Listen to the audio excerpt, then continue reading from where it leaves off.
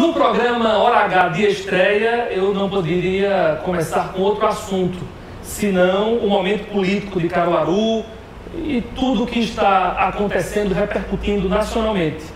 Para debater esse assunto conosco, a gente vai conhecer um pouco melhor o gerente operacional do Interior 1 da Polícia Civil, Dr. Eric Lessa, delegado Eric Lessa, ele que é presidente do inquérito policial da Operação Ponto Final 1 e Operação Ponto Final 2. Dr. Eric, prazer tê-lo no nosso programa de estreia.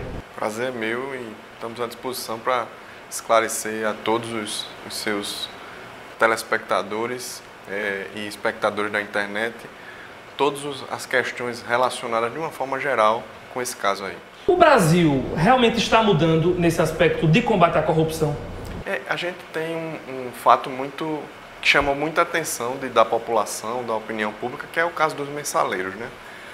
Pessoas, grandes figurões da República Nacional, inclusive tinha um ministro-chefe da Casa Civil, dentre eles, entre outros, pessoas que foram inclusive o presidente da Câmara dos Deputados recentemente, hoje inclusive, está sendo preso, de ontem para hoje está sendo preso na penitenciária da Papuda, lá em Brasília.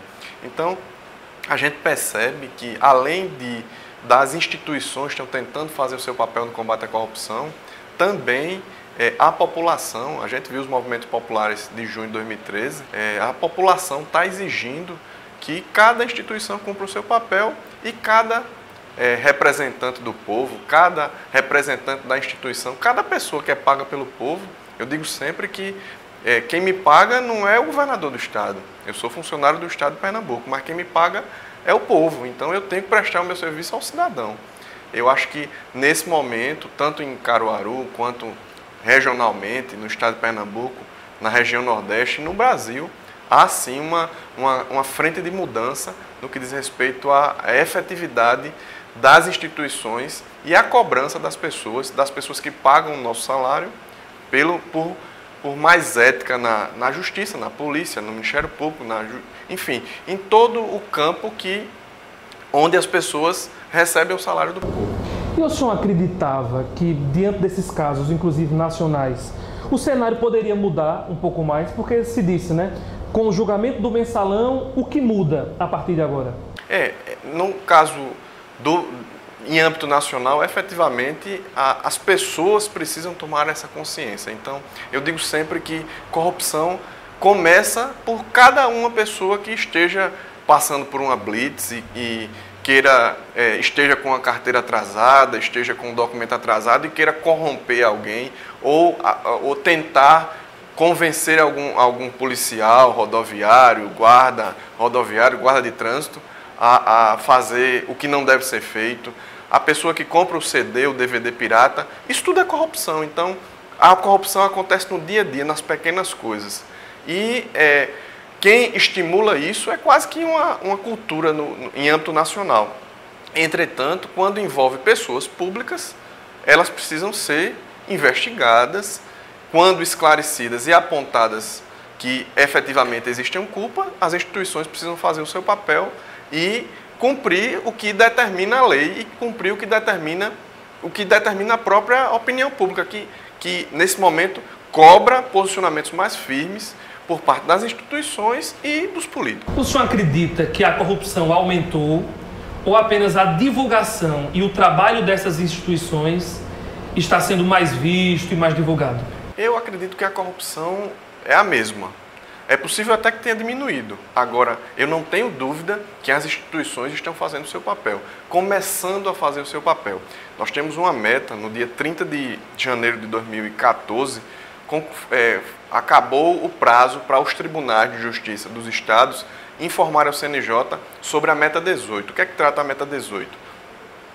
Todos os processos de improbidade administrativa até 2011 precisavam ser julgados pelos tribunais. E me parece que só 50% dos tribunais já julgaram. Entretanto, a gente tem um Conselho Nacional de Justiça que exige os tribunais, os juízes, que analisem os crimes de improbidade, os casos de improbidade, a que avancem. Antigamente nem isso tinha.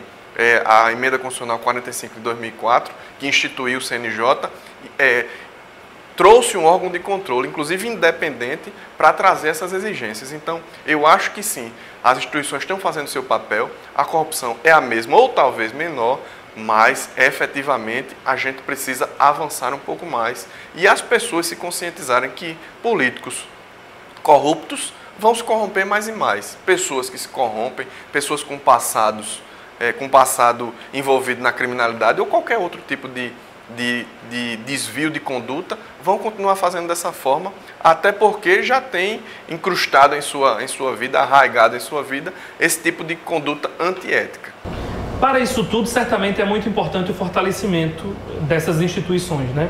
Ministério Público, Polícia, Judiciário, o senhor citou aí metas. Além dessas metas, a que a gente pode atribuir, doutor Eric, o fortalecimento dessas instituições? Da independência, né? Hoje em dia, a Polícia Civil, por exemplo, eu posso citar, nós não temos ingerência, fazemos o nosso trabalho, nem órgãos de poder, autoridades, enfim. Nós somos vinculados ao Executivo, entretanto, não temos vínculo, temos vínculo administrativo, mas não temos vínculo de posicionamento. Se algum policial, se algum delegado entender que alguém está cometendo crime, vai fazer o seu papel, independentemente de qualquer coisa. E, além disso, nós temos uma nova geração de profissionais, né? Geração que foi forjada na Constituição de 88, Constituição de 88 é a Constituição Cidadã, que muda um contexto geral e que se vincula a questões efetivamente de ética e da sua profissão. Então, se alguém, eu digo isso pela nossa área de atribuição e pela Polícia Civil, se alguém, quem quer que seja, cometer um crime e a nossa atribuição couber investigar, iremos investigar e solicitar as medidas judiciais cabíveis. O mensalão, doutor Eric, o senhor acompanhava sempre? Ligava lá na TV Justiça, ficava acompanhando ou não? Eu não tenho tanto tempo para fazer isso, né? Realmente. Nas horas vagas, digamos? Quando a gente conseguia, de alguma forma, até porque os julgamentos em tempo na TV Justiça, a TV do Supremo Tribunal Federal, são durante o dia. Então, durante o dia a gente estava trabalhando, mas em determinados momentos, nos noticiários nacionais e tal, a gente conseguia acompanhar de alguma forma. Entretanto, é muito longe da gente, né? É em Brasília, mas é muito perto também, porque tem a repercussão em âmbito nacional e são pessoas, grandes figurões da República. Então, a gente acompanhava de alguma forma, mas como a gente não... Eu digo sempre o seguinte, as pessoas me perguntam sobre outros casos que nós não estamos envolvidos. Eticamente, eu não vou falar de uma investigação que um outro delegado está conduzindo. E também eu não posso falar porque eu vou estar, de alguma forma, incorrendo em erro, porque eu não conheço a investigação, eu não conheço detalhes do caso. Eu posso falar e falo dos detalhes dos casos que nós estamos investigando. Esses detalhes a gente pode passar quando possível passar também, quando ainda não estiver em sigilo. Claro que são dois casos distintos, um em Brasília, um caso aqui em Caruaru. Os trâmites também foram bem diferenciados, né? Porque no caso do mensalão já foi para o Supremo Tribunal. Mas, às vezes, o senhor não se sente meio Joaquim Barbosa de Caruaru, não? A gente está fazendo só o nosso trabalho.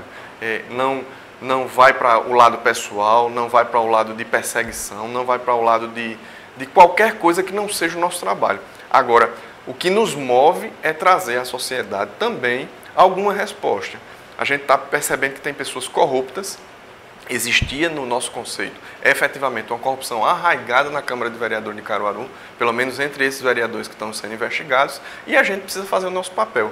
Eu queria dar um depoimento muito claro. Nós começamos a investigar porque a imprensa começou a noticiar.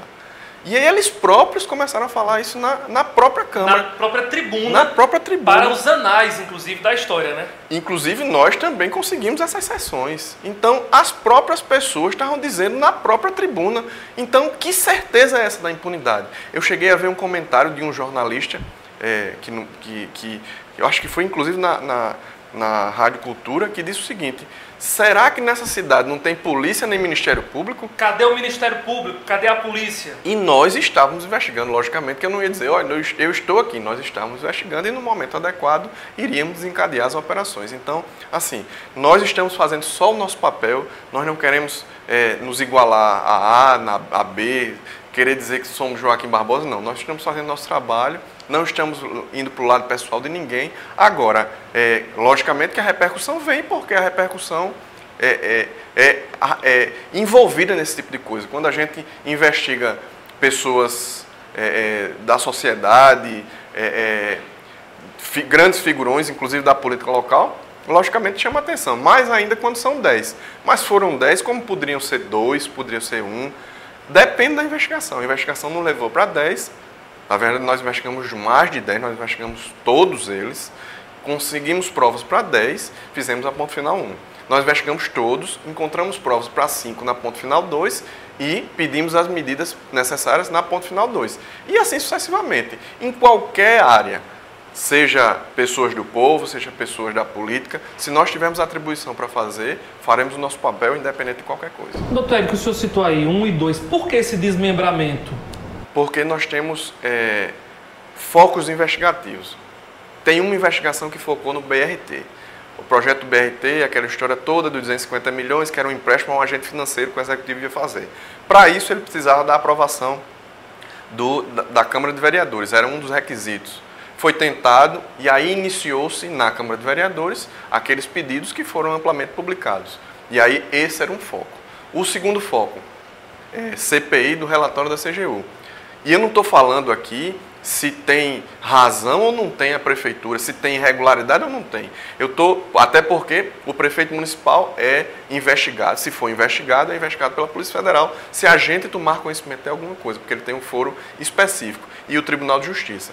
Entretanto, e principalmente verbas da educação, que vem do Ministério da Educação, então são verbas outras.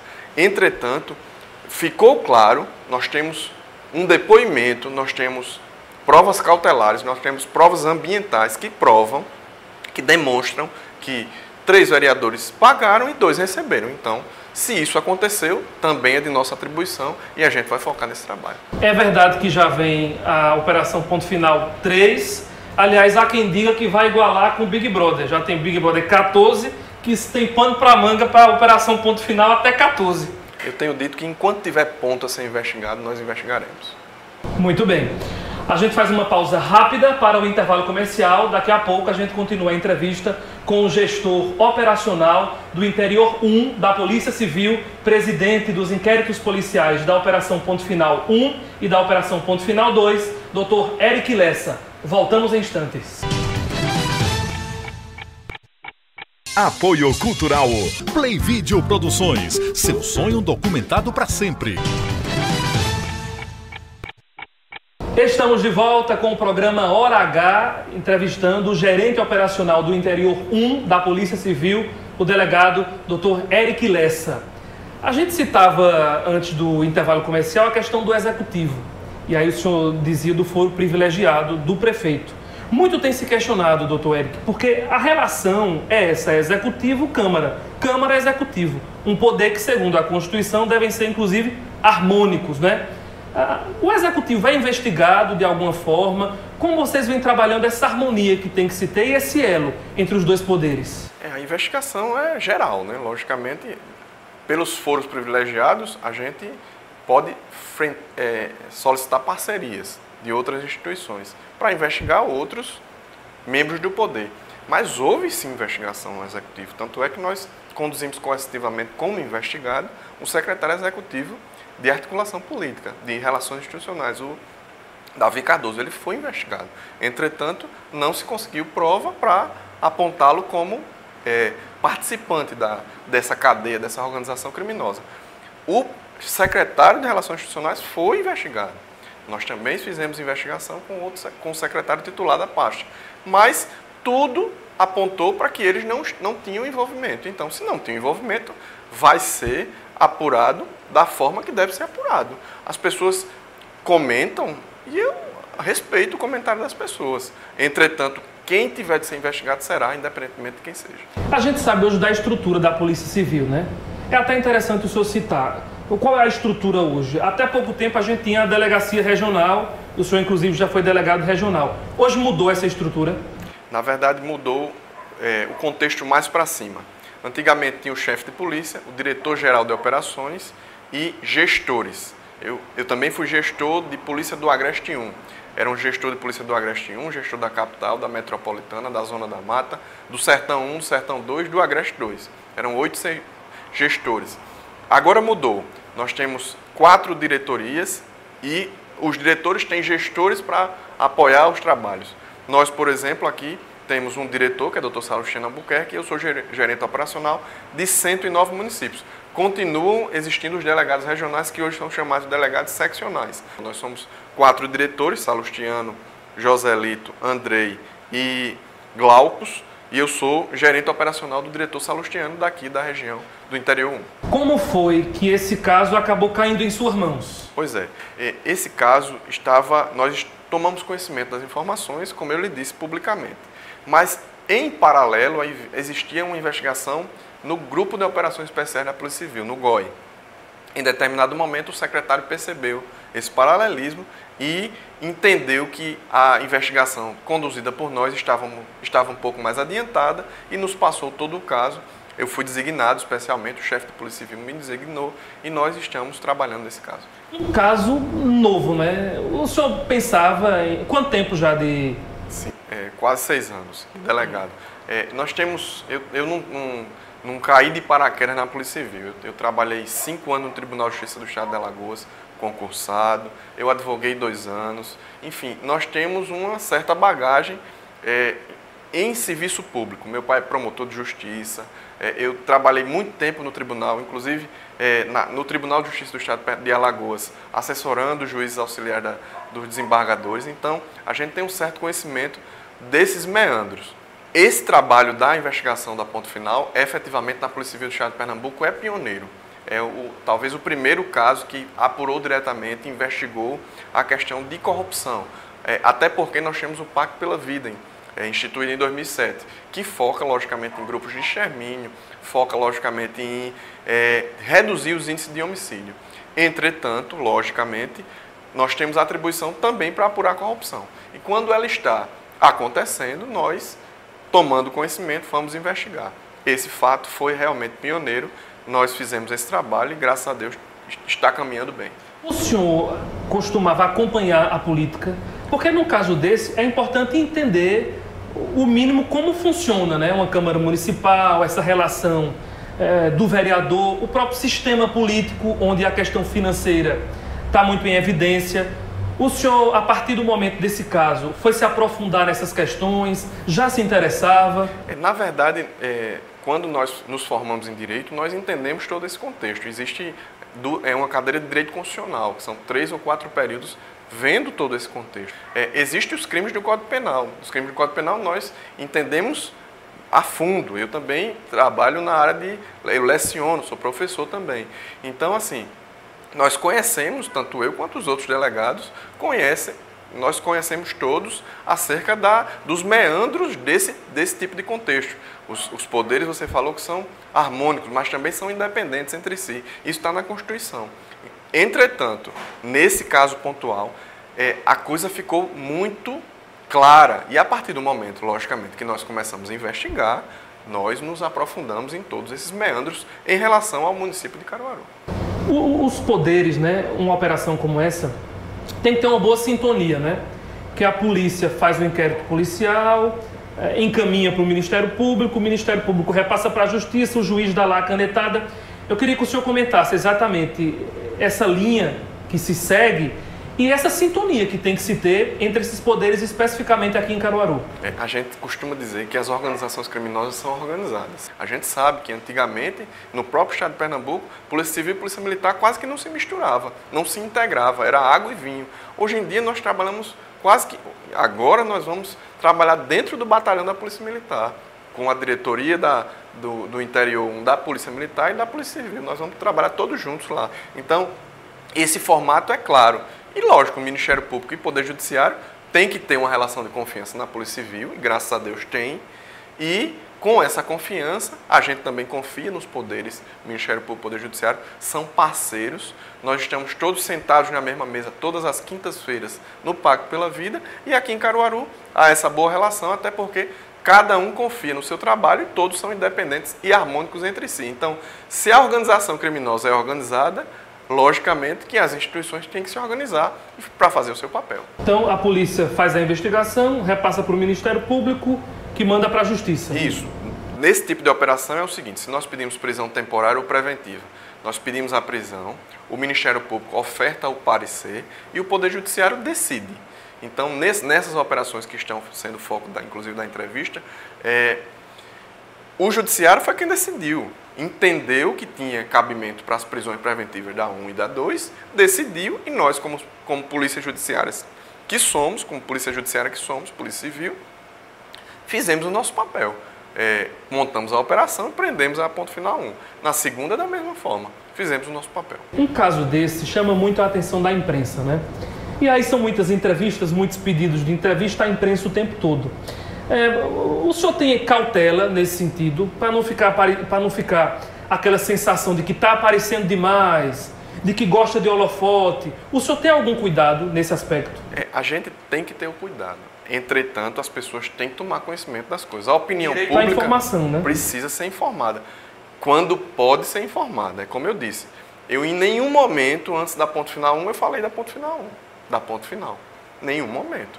Agora, quando ela é desencadeada, as pessoas exigem, até porque a informação não pode ser passada deturpada. E a gente percebeu aqui e ali que a informação estava sendo passada deturpada. Ou seja, as pessoas não sabiam a informação e passavam errado. Eu cheguei a ouvir na ponto... O que, por exemplo? Cheguei a ouvir na ponto final que tinham 14 pessoas presas. E não foi assim. 10 pessoas presas e 3 conduzidas coercitivamente. Não é prisão, é condução. E nós os ouvimos. Então, é preciso que as pessoas entendam o que está acontecendo. Até porque, inclusive a própria imprensa, até porque se não entender, vai passar a informação errada. É muito nomezinho que a gente confunde. Coercitivamente. Não é corrupção, é concussão. Parece que a lei mudou, agora não é formação de quadrilha, é organização criminosa. São nomes novos não. Ou nomes que não são do conhecimento geral? Eu acho que é esse segundo ponto. As pessoas não têm o conhecimento do que efetivamente acontece nos meandros jurídicos. Então, nós somos operadores do direito, ou seja, nós atuamos, a concussão sempre existiu, a corrupção passiva sempre existiu e a organização criminosa também sempre existiu. Entretanto, houve uma mudança na lei de organização criminosa, ela ficou mais dura, mais firme, inclusive em agosto de 2013, ou seja, se aplicou completamente a esse caso. Um dos primeiros casos que no Brasil está sendo... De quando a mudança? De agosto de 2013. Então, um dos primeiros casos no Brasil que está sendo aplicada essa nova lei de organização criminosa. É a Lei 12.830 de 2013. Era a Lei 9.034, que também tratava de organização criminosa. Ela mudou. Hoje continua existindo a formação de quadrilha em algum contexto e continua existindo a organização criminosa, mas agora existe um crime específico de organização criminosa, que é o que se adequa a esse caso. A questão das investigações, doutor Eric, o que se fala muito não se pode pegar fala fora do contexto. Tem que se pegar a conversa inteira, né? E na imprensa a gente só vê a divulgação daquela conversa em si, sem realmente existir aquele contexto geral. Por quê? A polícia tem todas as gravações. Quando se tem uma fala, que é uma prova, ela analisa realmente o contexto? Não, o contexto todo é analisado. Todo o contexto. E todo o contexto. Nós temos 28 mídias encaminhadas à Justiça. E a Justiça publicou essas mídias, porque entendeu também que era preciso que a própria população fiscalizasse. Inclusive, me parece que o senhor solicitou, né? Isso, porque eu solicitei, o Ministério Público corroborou, ou seja, concordou, e o juiz entendeu e deu uma decisão muito técnica, dizendo que, principalmente num caso como esse, a população tem que fiscalizar, são representantes da população. Então, estão muito próximos da população. São os primeiros contatos, os vereadores, da população, da comunidade. Ou seja, tudo isso foi analisado em todo o contexto. Entretanto, mandamos tudo isso para o Judiciário, que disponibilizou, e as edições são feitas pelas televisões a partir da disponibilização do Poder Judiciário. Aquela sensação de que a polícia prende e a Justiça solta. Cada um faz o seu papel. A Justiça determinou a prisão. A própria Justiça determinou a prisão. Nós só prendemos porque a Justiça determinou. Só que, em segundo momento, a Justiça também entendeu que não mais cabia. Paciência. Cada um faz o seu papel. Nós pedimos a prisão, o promotor concordou com todos os termos e decidiu. E o juiz decidiu pelas prisões. Em seguida, a própria Justiça, que é uma só, concede a soltura, porque não, entendeu que não mais cabia. No segundo momento, da mesma forma. A polícia só prendeu porque a Justiça mandou. Agora, nesse caso, o doutor Eric, Diariamente, cotidianamente é assim que funciona, né? A polícia prende, agora são outros tipos de crime, né? Mas que o judiciário tem aquele seu trâmite. Não é que nesse caso específico a polícia prende e a justiça solta. Isso é uma coisa cotidiana dessa relação da justiça. É a questão da relação jurídica processual. Então, em determinado momento, o judiciário entende que é caso de prender. Em determinado momento, o judiciário entende que é caso de responder em liberdade. Eles foram soltos na ponto final 1, por exemplo, mas estão sendo processados, vão continuar sendo processados e em determinado momento o juiz vai entender, sentenciar, se condena ou se absolve. E também tem as consequências dessa decisão final. Doutor Eric, um caso desse, quando ainda está no âmbito da polícia, né? Por exemplo, vocês ainda estão finalizando o inquérito da ponto final 2. Isso. Tem mais alguma investigação da ponto final 1? Não, a ponto final 1 acabou para nós. Agora é a dialética do processo. Promotor fala, apresenta a tese. Advogado fala, apresenta a antítese. Juiz decide e apresenta a síntese. Tese, antítese, síntese. Um fala, denuncia, o outro defende e um decide.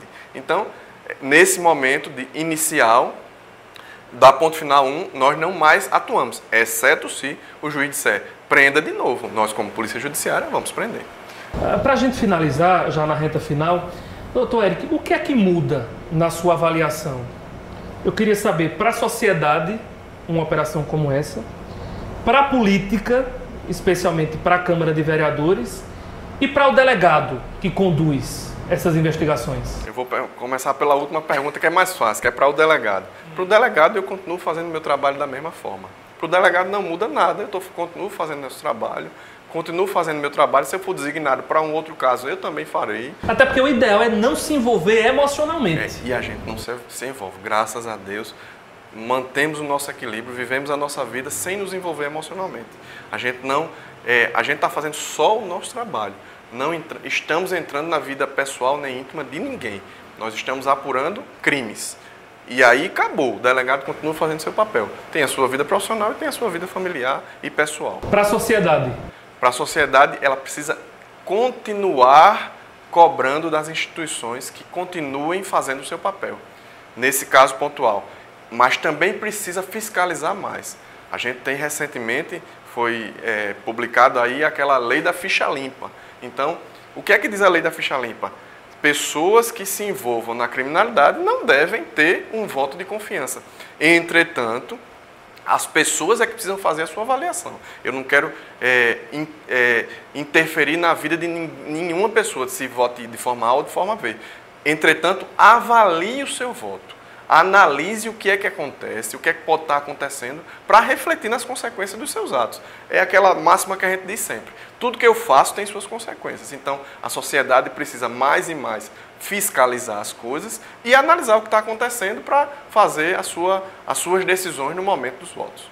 Para a política, especialmente para uma casa legislativa como as câmaras de vereadores que tem em todo o país. A gente entende que esse tipo de relação, quando contextualizado, quando encontradas as provas necessárias, devem ser apuradas. Ponto.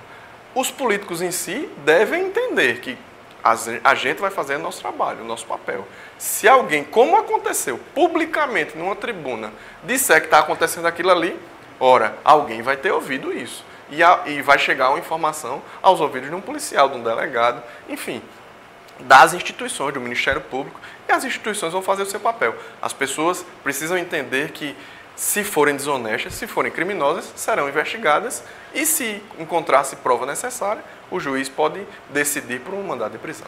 O senhor errou o nome da operação, ou correto é ponto sem nó, ponto e vírgula, reticências, ou na sua avaliação o nome desde o começo está correto? Ponto final. Na verdade, esses nomes são instituídos pela Polícia Civil como um todo. Nós apresentamos o trabalho e a chefia da Polícia Civil é que define. Entretanto, por que ponto final? Porque nós estamos vendo um processo de BRT, mobilidade urbana. Mobilidade urbana a gente fala em ônibus, aqueles Bus Rapid Transit. Então, tem que ter um ponto final tem que chegar num ponto final. E um ponto final da corrupção. Por que ponto final 2? Também entendimento da Polícia Civil como um todo. porque a corrupção foi demonstrada que tem mais viés. Então, vamos fazer um novo ponto final na corrupção. E quantos pontos tiverem a serem investigados, a Polícia Civil está para investigar. O delegado pode se candidatar? Pode, né? A vereador, delegado pode se candidatar, mas esse tipo de trabalho a gente não se envolve diretamente. Doutor Eric, muito obrigado pela entrevista, foi muito bom, parabéns aí pelo trabalho. Obrigado e estamos à disposição.